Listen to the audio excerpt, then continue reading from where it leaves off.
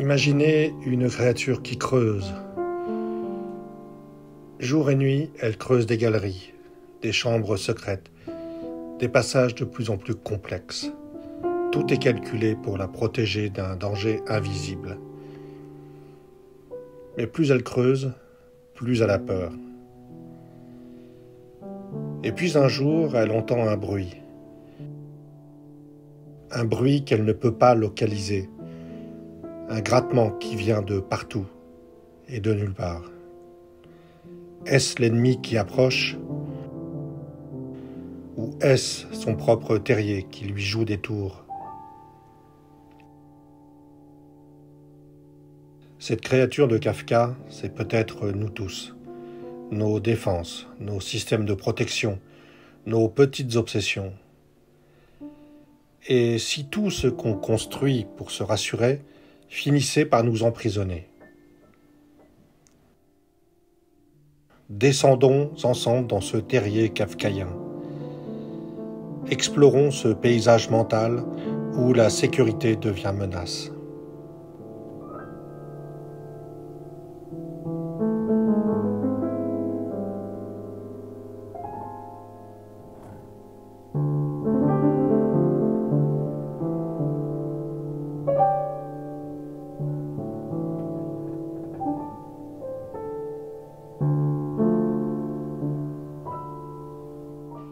Le terrier, cette nouvelle tardive, nous plonge dans l'univers mental d'une créature anonyme qui creuse compulsivement ses galeries.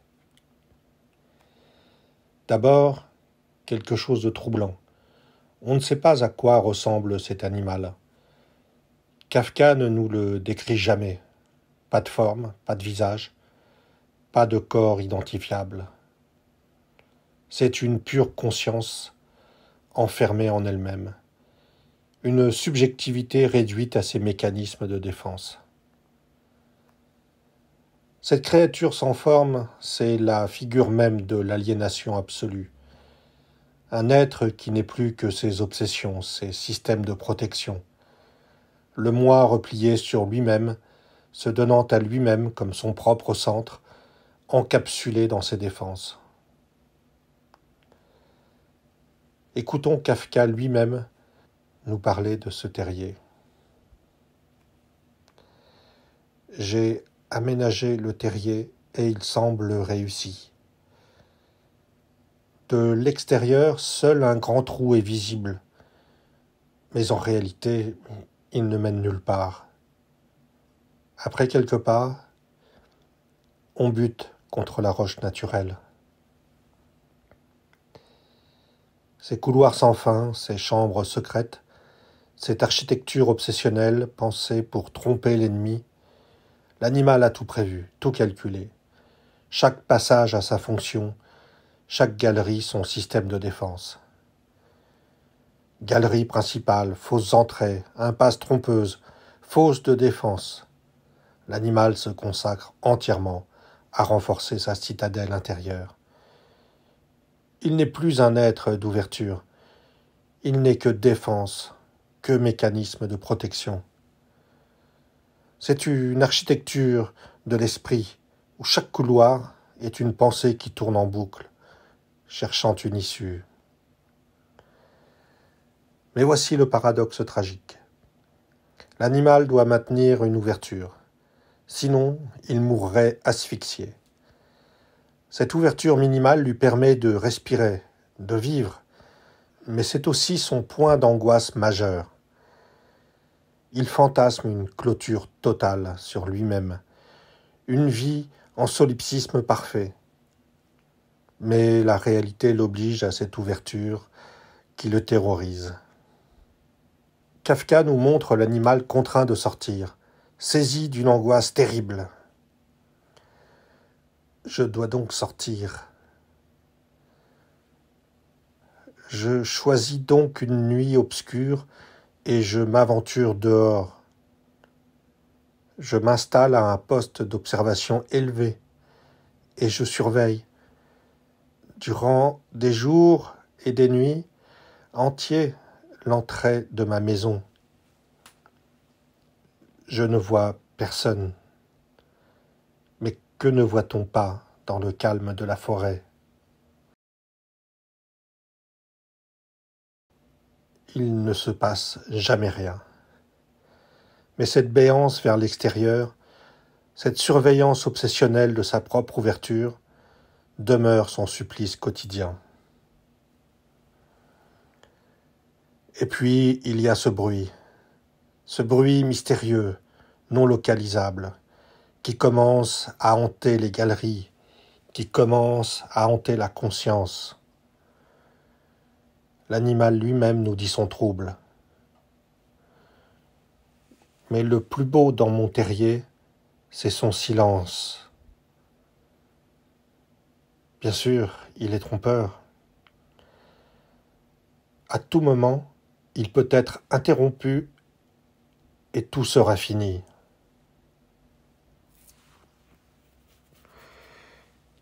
L'animal ne voit jamais rien. Le danger est purement auditif. L'autre n'a plus de visage, plus de forme. Il n'existe que comme présence anonyme, comme rumeur sourde. Kafka décrit cette terreur sourde avec une précision clinique. Tout est resté comme avant, mais à un endroit, dans l'intervalle entre deux coups de patte plus forts, j'ai cru entendre, venant de très loin, un bruit à peine perceptible, un genre de sifflement. L'autre disparaît comme figure d'altérité. Il ne reste qu'une menace indéterminée, une angoisse sans objet. L'autre devient pur fantasme de persécution. On peut douter même de l'existence de ce bruit. L'animal l'entend-il vraiment? Peut-être que ce n'est que le bruit du sang dans mes propres oreilles, mais je l'entends.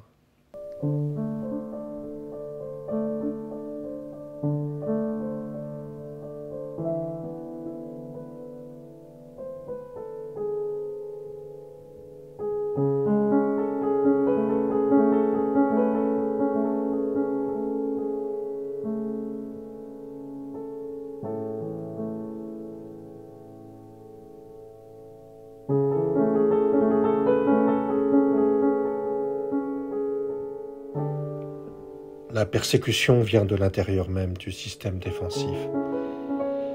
Quand on se coupe du monde, on finit par halluciner les menaces. L'enfermement génère ses propres démons. Un cycle infernal s'installe. Plus l'animal renforce ses défenses, plus il génère d'angoisse. Chaque amélioration révèle une nouvelle faille. Le terrier qui devait le protéger devient lui-même source de menaces. Le danger vient aussi de ceux qui sauvent. Voilà donc le paysage mental que nous donne Kafka. Un espace clos qui génère sa propre menace. Un refuge qui devient prison. Une construction qui se retourne contre ce constructeur.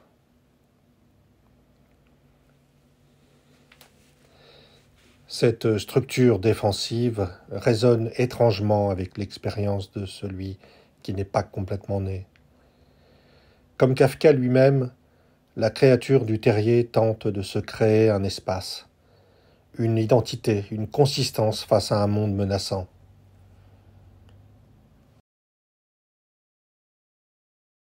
Mais cette tentative de s'arracher à l'anonymat de l'existence se retourne en enfermement total. L'animal perd toute capacité d'ouverture, toute figure d'altérité. Il n'y a plus d'autre, seulement des bruits suspects, des menaces fantasmées. C'est l'image du moi qui se referme sur lui-même, qui fait de ses mécanismes de défense sa seule réalité. Un être qui n'est plus que protection, que vigilance, que peur. L'écriture de Kafka fonctionne parfois comme ce terrier, une construction infinie, jamais achevée, qui doit sans cesse être perfectionnée. Un espace clos où l'auteur tente de se protéger de la dissolution, mais qui génère ses propres bruits, ses propres menaces intérieures.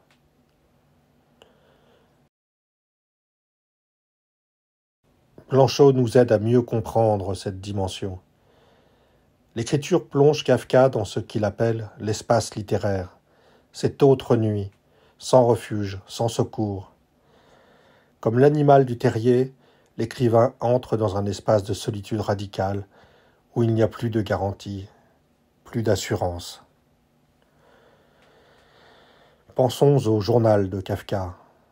Voilà bien une écriture qui ressemble au terrier, sans adresse, spéculaire, où Kafka essaie de se saisir lui-même là où justement il disparaît, là où il n'est pas, là où il y a un manque à être. Dans cette solitude de l'écriture, Kafka revient constamment au même exercice. Se chercher lui-même dans les mots, faire le guet de lui-même. Il cherche à se saisir dans son incomplétude même, dans son impuissance. Mais c'est une entreprise vouée à l'échec. Comment saisir ce qui se dérobe ? Cette écriture journalière devient auto-dévorante, tournant en rond sur elle-même. Le journal, c'est l'écriture terrier par excellence, un système défensif qui s'enferme sur lui-même, sans ouverture véritable vers l'autre.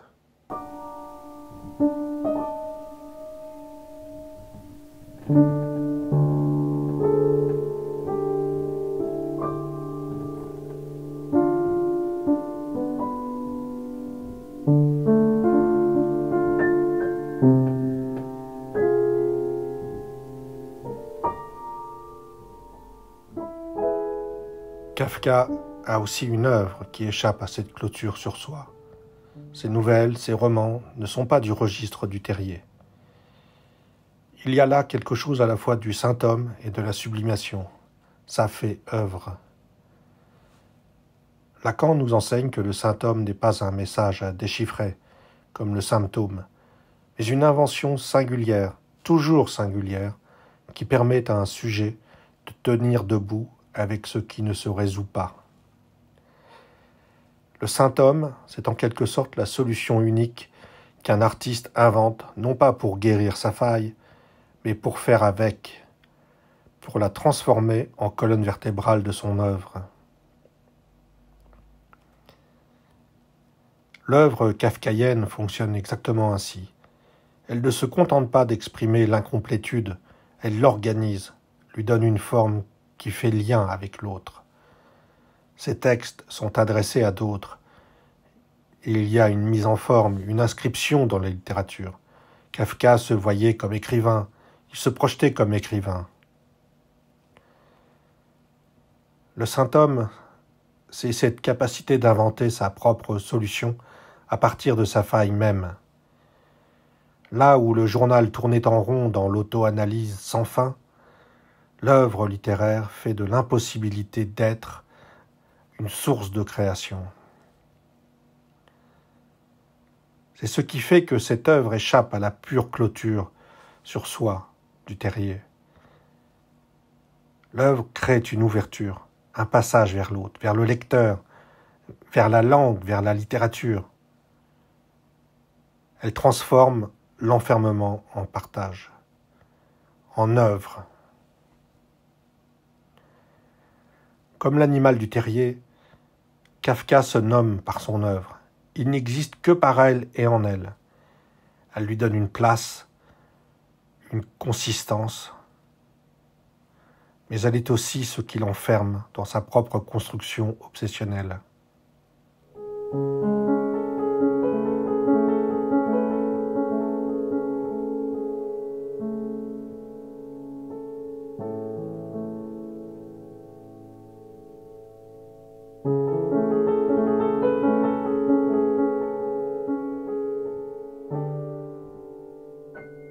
Le terrier révèle ainsi quelque chose d'essentiel sur toute tentative de se construire face à l'incomplétude. Plus nous perfectionnons nos défenses, plus nous risquons de nous enfermer. Plus nous cherchons la sécurité ontologique, plus nous générons nos propres persécutions intérieures. L'animal du terrier nous montre le terme ultime de cette logique, un être complètement aliéné à ses mécanismes de défense, qui a perdu toute capacité d'ouverture véritable. Il n'est plus qu'un système de vigilance, une machine à avoir peur. Le récit s'interrompt brutalement, nous laissant avec cette image saisissante. Je creuse donc une tranchée d'exploration. Mais tout est resté inchangé. Le petit gravier que j'ai fait tomber pendant mon sommeil n'a révélé aucun indice. Le silence est complet. Rien n'a changé. C'est l'image terrifiante du moi replié sur lui-même, coupé de toute altérité vivante, ne connaissant l'autre que comme menace fantomatique. L'animal creuse, creuse encore, détruisant lui-même ce qu'il voulait protéger. L'écriture n'est pas pour Kafka une simple solution. Elle est une opération de survie qui génère ses propres tourments. Comme le terrier pour la créature, elle est à la fois son salut et sa damnation, protection et prison.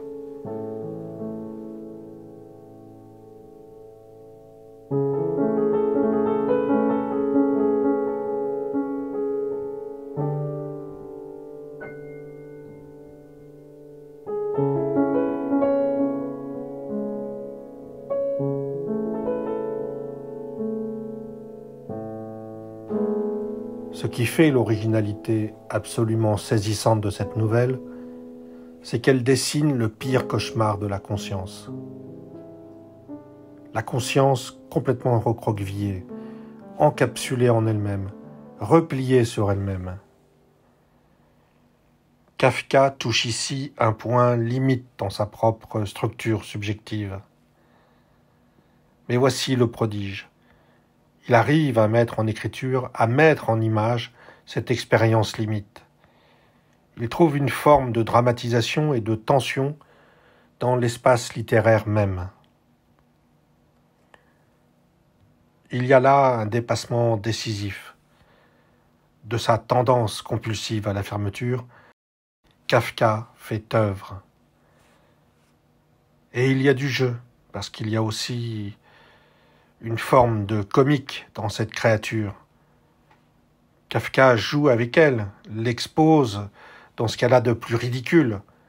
Cette obsession compulsive à améliorer constamment sa défense sans autre projet. Il y a là une forme d'absurde qui est drôle, parce qu'il pousse justement jusqu'au bout une expérience limite.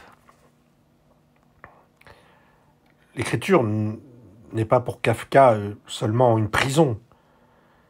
Elle est aussi ce qui lui permet de jouer avec sa propre prison, de la transformer en image, de créer du jeu, là où il n'y avait qu'enfermement.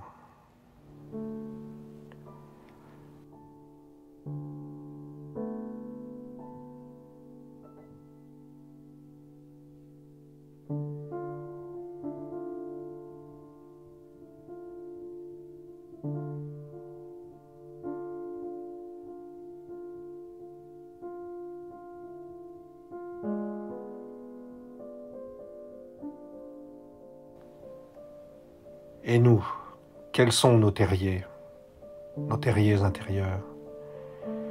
Quelles défenses avons-nous construites qui sont peut-être devenues nos propres prisons?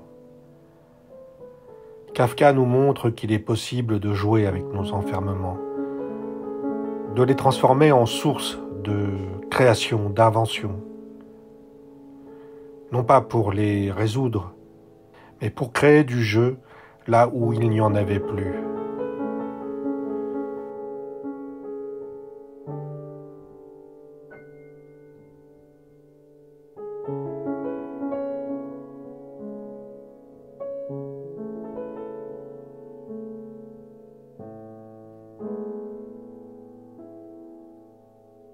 Je vous invite à partager toutes vos réflexions en commentaire.